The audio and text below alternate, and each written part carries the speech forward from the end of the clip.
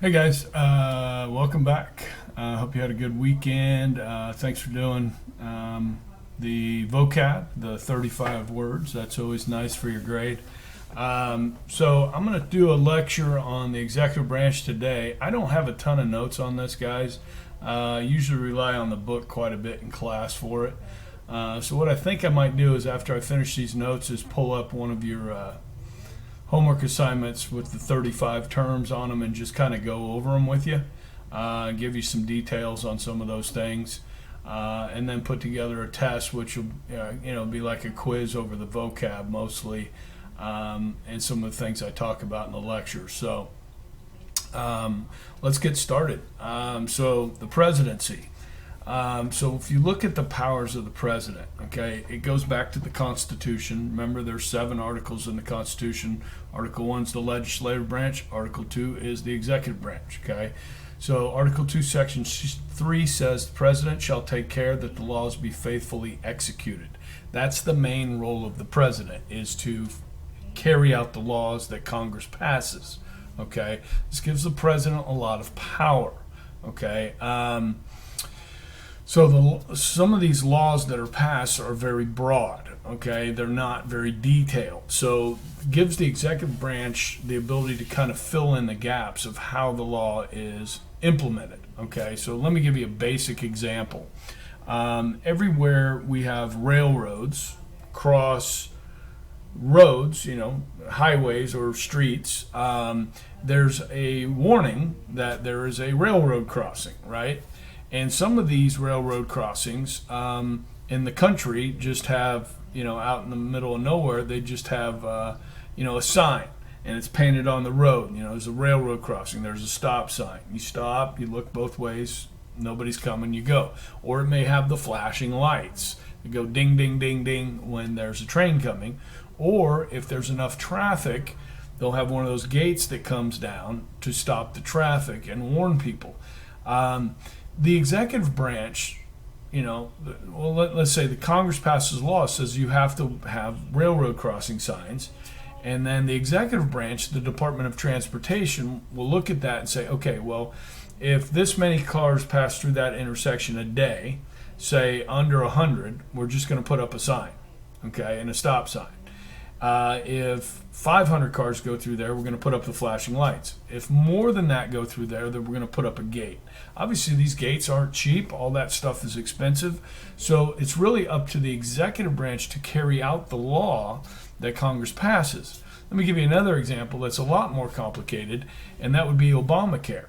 Okay, so the Obamacare legislation, as we've talked about, was 2,600 pages long, but still there's a lot left uncovered in there. So some of you guys might remember this from religion class or maybe even science class, where they talked about with Obamacare is the insurance companies had to, the insurance policies all had to carry things like contraception, even abortion, that sort of thing. So if you look at Catholic institutions like the diocese, they want to provide insurance for their employees, but can they be forced to pay for contraception? That goes against the First Amendment right of freedom of religion. So when Obamacare was put in, the Department of Health and Human Services that was run by the former governor of Kansas, Kathleen Sebelius, they put that rule in there that every insurance policy had to include contraception. Well, that wasn't in the law. That was something that was added after the fact by the executive branch, okay? And eventually the Supreme Court got involved with that and said you cannot force somebody to purchase something they don't want to purchase, which, makes sense, right? So this gives the president a lot of power, the executive branch a lot of power, okay? Now, he can't make his own laws, but presidents can set up executive orders, okay?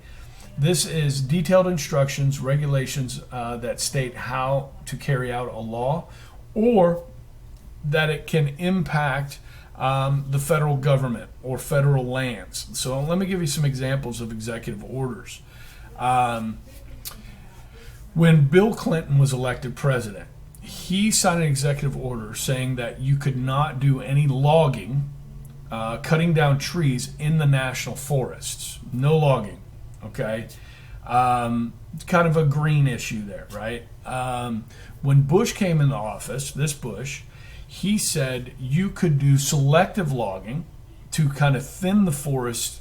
This would help prevent forest fires. He also said that you could create fire lanes. So you take a 30-foot, 50-foot swath and you cut that through the national forest. So if there is a fire, you have a gap there where firefighters can try and stop that fire from spreading to the next, to the other side of the forest if there's a fire lane there, okay? So he signed an executive order saying you could do that. When Obama came back in, he signed an executive order said no more logging in the national forest, okay? So that's something that really makes sense, that the president, who's head of the executive branch, can do these sorts of things. Now, sometimes these executive orders get a little maybe too big or outside the scope of what we were just talking about. I'm going to post a video. It's actually funny. It's a Saturday Night Live video. We know the one on how a bill becomes a law. I'm just a bill. Well, this is kind of a funny take on that with executive orders. And what President Obama wanted to do is he wanted to do an executive order that would give, I think it was around 5 million people that were not here legally, that were undocumented. And if they had been in the country for a certain length of time and had not committed any crimes, he wanted to give them a path to citizenship. This was challenged by some of the states. They're saying, well, when you make this decision, you're affecting our state. So they sued to say that the president doesn't have this power. And a federal judge agreed and stopped President Obama from carrying out this executive order. It was in his last year of his presidency, so that fight didn't actually make it all the way to the Supreme Court, but just to the federal courts. So that's kind of an interesting thing, is executive orders, okay? Some other executive powers that are listed in the Constitution I have here, and that is, you guys already know this one, I think, is appointing officials. So what type of people does the president get to appoint?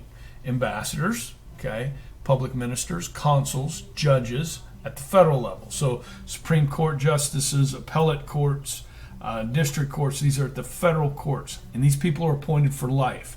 Now, as you guys know, these people that are appointed by the president have to be approved by whom? That's right, the Senate, not the House, not Congress. The Senate has to approve these folks, okay? Ambassadors don't serve for life, but they are representatives of the United States that live in other countries at the embassy, okay? Consuls also work in other countries. When we adopted Lily from China, they have the embassy in Beijing, which is the capital of China, but the consulate was in Guangzhou, which is in a southern city, and that's where they do visas and that sort of thing. And that's where we had to go take Lily before we came back to the United States. She was sworn in as a U.S. citizen there in the consulate in Guangzhou, China. Okay, and so those folks are appointed by the president. Now, when a new president comes in, he doesn't have to replace all these people. He can if he wants. A lot of times, these ambassadors, guys, are given to people as a big thank you for helping them get elected president. Okay, so, I mean, does it really matter who the ambassador to Luxembourg is? Not really, okay? Does it matter who the ambassador to China is? Yes, it does, okay? So with some countries, you can just kind of say, hey, this is a good friend of mine. He's going to become the ambassador to Moldova, okay, or Luxembourg, or some, Iceland, okay? But with some of these other countries, Britain and France, these allies, close allies and enemies, or what perceived enemies, it's important who these ambassadors are, okay? Most people that work in the executive branch, and by the way, guys, the executive branch is the largest employer in the United States. Over 3 million people work in the executive branch. So where do all these people work? Well, guys, the FBI, the CIA, these are under the executive branch. The Federal Trade Commission, the Federal Aviation Administration, the IRS. There are dozens and dozens of federal agencies. They're all underneath the executive branch. Okay, so It's the largest employer in the country. All right. Most of these people that work for the federal government, if you go, apply to become an FBI agent, you're not picked by the president for this job. You get it through merit, through the civil service system, through the merit system. You get your college degree in criminal justice, and you do an internship with the FBI, and they like you and they want to hire you. Then you're hired on your merit. Okay, maybe you speak a couple different languages. You can help out with that. Okay, this power is often checked by the Senate, as I said, these appointing officials. All right, another power that the president have, and this one's kind of gray. There's a lot of gray areas. Executive privilege. This is the power of the president to refuse to give information or documents to Congress. This is where you would have a situation with national security, or it was a personal conversation that you had with another person and Congress wanted to hear it. The president could claim executive privilege.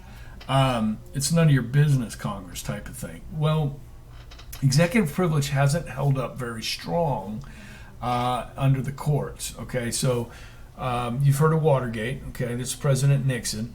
He was recording conversations in the Oval Office, and the whole Watergate thing was there was a break-in at the Watergate Hotel.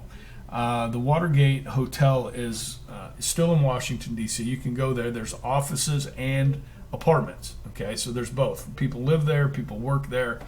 Well, the Democratic National Committee headquarters were based in the Watergate Hotel. And 5 guys broke in, and some of those people had connections to President Nixon. They were looking for dirt on the Democrats. And, I mean, this is 1973, guys, 1971. And Nixon's running for re-election in 72, guys. He's going to win 49 of 50 states. He did not need dirt on the Democrats, okay? But anyhow, when he found out about this break-in, and these 5 guys were arrested, he had some conversations in the Oval Office about it, and in fact tried to help some of these guys out. There's never been any evidence that Nixon ordered these guys to break in. But Congress found out he was recording his conversations, and they wanted to hear the tapes. And Nixon refused. So they challenged, they went to the Supreme Court, and the Supreme Court said, you have to turn over the tapes. And Nixon said, okay, well, I'll give you transcripts of the tapes. I'm not going to give you the actual tapes. And the Supreme Court came back and said, no, that's not good enough. So Nixon knew there was some stuff on those tapes that were incriminating against him. And rather than him be impeached, he resigned from office. He likely would have been impeached and likely would have been removed. You guys know the process. The House impeaches, the Senate has to remove. So rather than going through that, he just resigned. The tapes were eventually released, and there was a segment of, I think it was 18 minutes, that was just like silence. They don't know if that was like wiped clean or anything like that, but people are suspicious of that. Okay, so when Bill Clinton was impeached, okay, the Republicans in Congress wanted, in the House, wanted the Secret Service to be forced to testify to kind of tell on the president what he was doing in his personal life. President Clinton claimed executive privilege here. And I really tend to totally agree with President Clinton here. You can't have the Secret Service testifying against the president. They're there to protect the president, so they're always close to the president. So the president is a citizen. You know, he's a private. He has rights. Although he works for us, he should be behaving accordingly. But and he wasn't, but he wasn't breaking any laws by having an affair with an intern. Okay, it's wrong. It's called adultery, and but it's not against the law. So anyhow, he claimed executive privilege with the Secret Service, and the Supreme Court said no, they have to testify. And I think this endangers not only President Clinton, but endangers future presidents, because they're going to push the Secret Service away, and it's going to jeopardize the life of the president. And that's not a good thing. So this executive privilege does exist, but it doesn't always stand up to the Supreme Court. Okay, so that's some interesting stuff. All right, other powers that the executive has, the president has. Diplomatic powers, and this is several different things here. Okay, making treaties. When we talked about the legislative branch, we learned that the Senate has to approve treaties. That's by a 2/3 majority. Okay, so a treaty is an agreement or with one agreement between two or more countries to help each other. Okay, can be an alliance. Okay, so this is NATO down here. Okay, NATO is an alliance. Senate had to approve that. Okay. The trade deals that President Trump is doing with Mexico and Canada and China has to be approved by the Senate. Okay. Now, what the president can do to get around Congress is pass an executive agreement. Okay. Now, this is more informal, but it's the president making an agreement with another head of state, another country's leader, to work together on something. This could be, hunting down terrorists in Afghanistan. This could be, an agreement on fishing rights between Canada and the United States. These sorts of things. It falls short of a treaty. Okay. Now, this agreement is only in play while those two leaders agree, or the leaders of those two countries agree. So most recently, President Obama did an executive agreement with the leader of Iran. This was the Iran nuclear deal you may have heard of, okay? It didn't become a treaty because there was no way you were going to get 2/3 of the Senate to approve this deal that President made with Iran. You were not even going to get a lot of Democrats to go along with it, okay? So he did it on his own. Now, when President Trump was running, he said, one of the first things I'll do is tear up that agreement with Iran. Okay, now he didn't do it right off the bat, but eventually President Trump did tear up that deal with Iran. Okay, now if President Trump liked the deal with Iran, he could continue to have that as long as the Iranians still wanted to do it. Okay, that's an executive agreement. In 1995, President Clinton loaned $20 billion to Mexico. The peso was in trouble. The value of the currency was falling and falling, and they were in trouble. So they needed something to back up their currency. And so President Clinton moved some money around and gave them a $20 billion loan to kind of stabilize their situation. And they did pay us back. Okay, that's a good example of an executive agreement.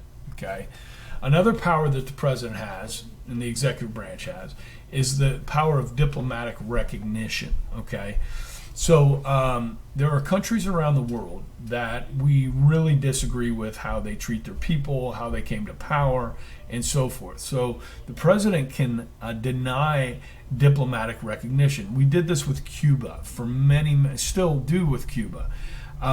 So if you do not have diplomatic relations with the United States, we don't recognize Fidel Castro or his brother as legitimate leaders of Cuba, then we may choose not to do any trade with you.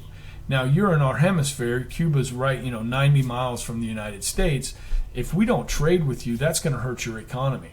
One of the best exports that Cuba has is Cuban cigars. They say they're the best in the world. I've never smoked one. But so if those were legal in the United States, all the American people that love to smoke cigars, they would buy Cuban cigars because they're the best. But you can't buy them in the United States. You can buy them in Canada, you can buy them in Mexico, but you can't buy them in the United States. This hurts the Cuban economy. So it's a way for the United States to put pressure on other nations by not granting them diplomatic recognition. Okay, and we've done that at times with China. We do that with North Korea. Sometimes we'll talk with them even though we don't recognize them. Other times we will not even talk to them. Okay, we'll use other countries to do that. All right. Okay, next, military powers that the president has. Okay, these are pretty interesting. Okay, you guys know only Congress can declare war. Okay, but the president has the power to use the armed forces whenever he needs them, wherever he needs them. Now, there used to be no limit to this. Okay, now the president gets this power through precedent that started way back in 1803. I don't know if you remember the Barbary Pirates. Let me put up a map here, okay? In 1803, President Jefferson, Thomas Jefferson was president, and the United States was trading. What were we exporting? We were exporting cotton, yes, tobacco. Those were our two cash crops. And so we were exporting these. Our American ships would come into the Mediterranean. Well, these pirates here in Libya, okay, they were called the Barbary Pirates. They're Muslims. And they would take their ships out here and hold these crews hostage until they paid a bounty. Okay, now the British, they paid the bounty. The French, they paid the bounty. Okay, but Jefferson said, we're not doing that. We're not paying to use the open seas like this. Okay, and so Jefferson sent the U.S. Navy over there. Okay, and what these pirates had done is taken American hostages, and they were actually holding them in Libya. And so the Navy went over there, and then some of our sailors got off the ships and hunted down the Americans that were being held and freed them and killed a bunch of these pirates. These Navy guys that got off the ships, we call them the Marines, okay? The United States Marines, okay? So if you go to the Marine battle hymn is from the halls of Montezuma to the shores of Tripoli. Tripoli's in Libya, okay? And so that was the use. Now, Jefferson did not ask Congress to use these troops. He just did it, okay? And so other presidents have done that. I've got just a few examples recently without a declaration of war where presidents have used and sent troops in just the last couple of decades. Throughout American history, it's way more than that, okay? Now, Vietnam happened, started really in 1964-65 and ended in 1975. Well, in 1973, Congress passed the War Powers Act.